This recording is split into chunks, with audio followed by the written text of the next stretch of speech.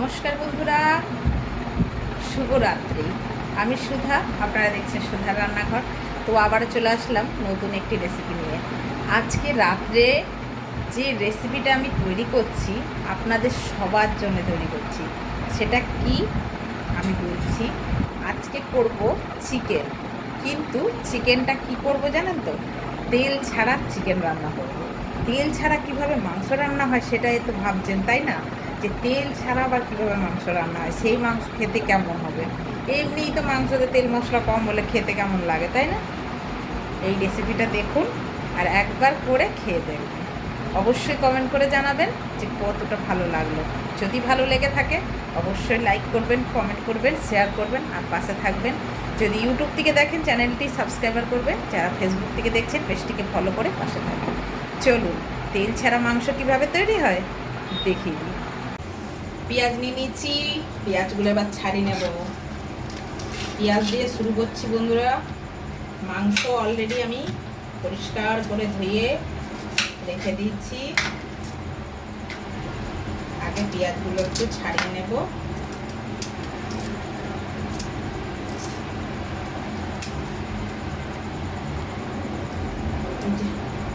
হয়ে গেছে ছাড়ানো। পেঁয়াজগুলো আমি ভালো করে কুচিয়ে নেব। এই পেঁয়াজটা কুচাবো আমি বেরেস্তা ভাজার জন্য। চিকেনটা আমি কীভাবে রান্না করব সেই পদ্ধতিটাই আপনারা শুধু ফলো করবেন আর স্টেপ বাই স্টেপ সেরকমই করবেন। তো বেরেস্তা ভাজার জন্য আমার পেঁয়াজ কিন্তু এরকম হলেই চলে যাবে। পেঁয়াজগুলো আমার কাটা হয়ে গেছে বেরেস্তা ভাজার জন্য। একটা মিক্সি বোল নিয়েছি, এর মধ্যে কিছুটা কাজু বাদাম নিয়ে নিয়েছি। এবার দিয়ে দেবো এর মধ্যে কিছুটা চার মগজ। এই যে কিছুটা চার মগজ দিয়ে দিচ্ছি। এর ভিতরে অল্প একটু লবণ দিয়ে এটা বেটে ফিরে আসছে। এর মধ্যে 4টা কাঁচা লঙ্কাও দিয়ে দিলাম। এই যে বেটে নিয়ে ফিরে আসছি। এখানে 3টে আলু নিয়ে নিয়েছি। আলুগুলো আগে চোকলা ছাড়িয়ে নেব, দিয়ে একটু পিস পিস করে কেটে নেব। একটু আলু দেব, আপনারা চাইলে আলু নাও দিতে পারেন, কোনো অসুবিধা নেই। মাংসে আবার আমাদের একটু আলু না হলে না একটু ভালো লাগে না। একটু আলু থাকবে, বেশি না, সামান্য একটু আলু থাকবে, খেতে ভালো লাগে। শুধু মাংসটা মানে কেমন লাগে। আসলে আলু ছাড়া মাংস খাইনি তো সেরকমভাবে, চিলি চিকেন ছাড়া খাইনি, তো যার জন্যে এরকম করে কেটে হয়ে গেছে। আলুগুলো কাটা হয়ে গেল। এই মিক্সি বলে কিছুটা রসুন দিয়ে দিচ্ছি আর পরিমাণ মতো আদা দিয়ে এটা বেটে ফিরে আসছি। বন্ধুরা এখানে আমি চিকেন নিয়ে নিয়েছি, এখানে বেশি নেই, ওই কিলো খানিকের কাছাকাছি চিকেন আছে। তো এবার এটা আমি পরিষ্কার করে ধুয়ে জল ঝরিয়ে নিয়েছি। এটার মধ্যে এবার কি কি দিচ্ছি সেটা দেখতে থাকুন। সর্বপ্রথম দিচ্ছি আন্দাজ মতো পেঁয়াজ কুচি।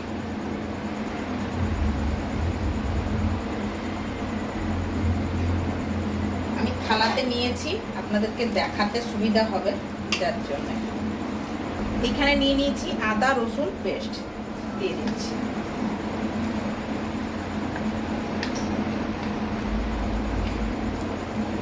দিয়ে দিচ্ছি হলুদ গুঁড়ো,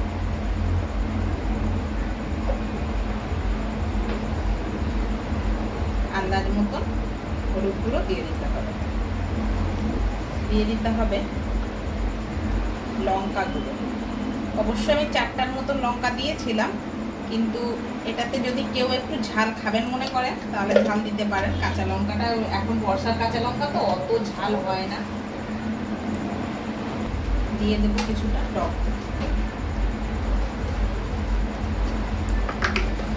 এবার এগুলো ভালো করে আমি ম্যারিনেট করে দেবো।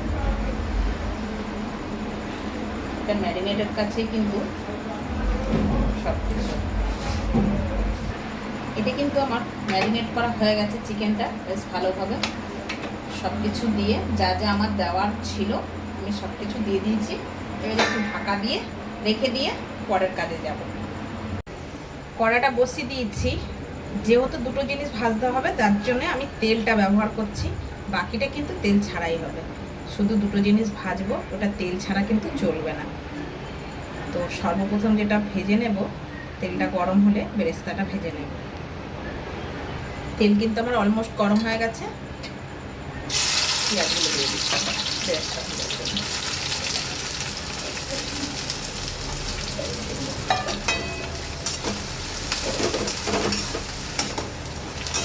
বেরেস্তাটা কিন্তু ভাজার মতো। বেরেস্তাগুলো কিন্তু আমি বেশি কড়া করে ভাজিনি, ঠিক এরকম করে ভেজে নিয়েছি। একটু তেলটা ছেঁকে ছেঁকে তুলে নেবো, এরকমভাবে তুলে নিচ্ছি তেলটা ছেঁকে। বেরেস্তাগুলো তুলে নিয়েছি, এই তেলের মধ্যে একটু আলুগুলো ভেজে নেবো।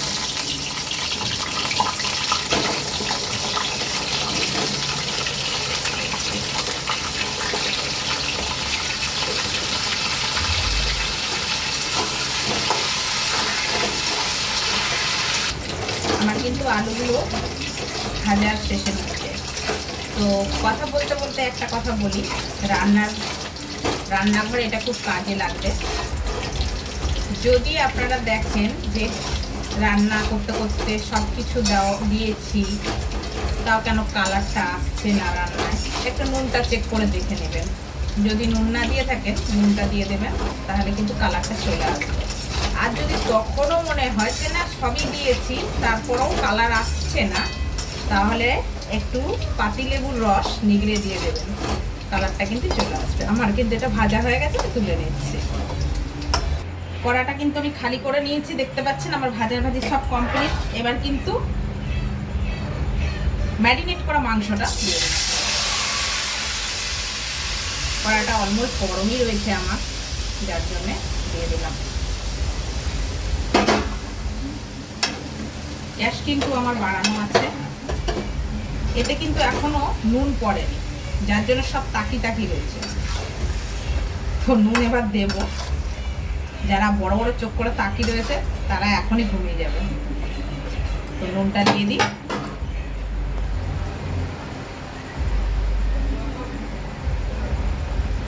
ম্যারিনেটটা করে রেখেছি প্রায় 10 মিনিট হয়ে গেল, লবণটা দিয়ে দিলাম। ম্যারিনেটটা করে রাখলে পরে ভালো হয়, সুবিধা হয়। আর এই তেল ছাড়া মাংস যে কি স্বাদ, যদি একবার না করে খেয়েছেন বুঝবেন না। এটা ভাত রুটি সবের সাথে কিন্তু দারুণ সুন্দর মানাবে। ঢাকা দিয়ে গ্যাসটা মিডিয়াম করে দিলাম। তো বন্ধুরা, আমি মাংসটা দেওয়ার 5 মিনিট পর এই আলুটা দিয়ে দিয়েছিলাম, সেটা আপনাদের সাথে শেয়ার করা হয়নি। তো মাংসটা থেকে অলরেডি কিন্তু তেল বেরানো শুরু হয়ে গেছে। আমি কিন্তু এক ফোঁটাও তেল দিই, দেখতেই পাচ্ছ তোমরা। এই মুহূর্তে আমি একটা জিনিস দিয়ে দেব, সেটা হচ্ছে কাজু বাদাম বাটাটা, কাজু বাদাম আর চারমগজ বাটাটা। আমি মাংসটা রান্না বসানোর 5 মিনিট পরে কিন্তু আলুটা দিয়েছি। আর অবশ্যই দেখতে পাচ্ছ তোমরা কিরকমভাবে মাংস থেকে তেল ছাড়ছে। এই যে কাজু বাদাম আর চারমগজ বাটাটা দিয়ে দিচ্ছি।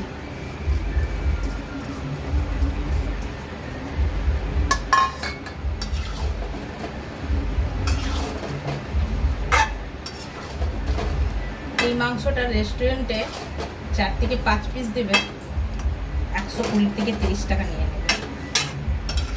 তাও আমি মানে কমই বললাম, হয়তো বেশি নেবে, কারণ আমি রেস্টুরেন্টে যাই না অনেক বছর।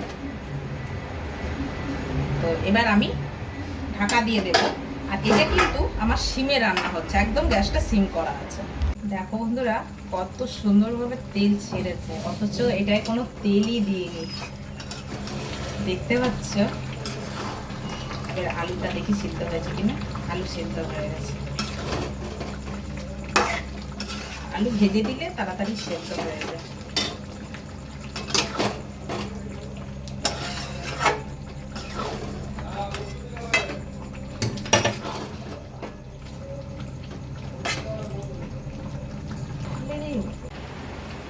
দেখতে পাচ্ছ বন্ধুরা, রান্না কিন্তু আমার রেডি। এইবার এই মুহূর্তে তোমরা যদি চাও এর ভিতরে 1 চামচ ঘি দিতে পারো, সুগন্ধটা ভালো আসবে। আর যদি না দিতে পারো কোনো অসুবিধা নেই, এটা নামিয়ে দিলেই হয়ে যাবে। আমি এর মধ্যে 1 চামচ ঘি অ্যাড করছি, শুধুমাত্র সুগন্ধটার জন্য। এতে দিয়ে দিচ্ছি একটুখানি গরম মশলা,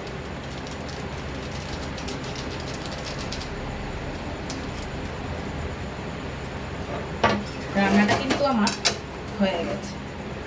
একটু নেড়ে চেড়ে এটা পরিবেশন করলেই হয়। রুটি, পরোটা, ভাত, নান যা দিয়ে করবে এরকম ধরনের একটা রেসিপি থাকলে রাত্রে বা দুপুরে আর কোনো কিছুর কিন্তু দরকার পড়ে না। নামিয়ে ফেরত আসছি। মাংসটা আমি ঢেলে দিয়েছি, উপর থেকে বেরেস্তা ভাজা দিয়ে দিচ্ছি এরকম ভাবে।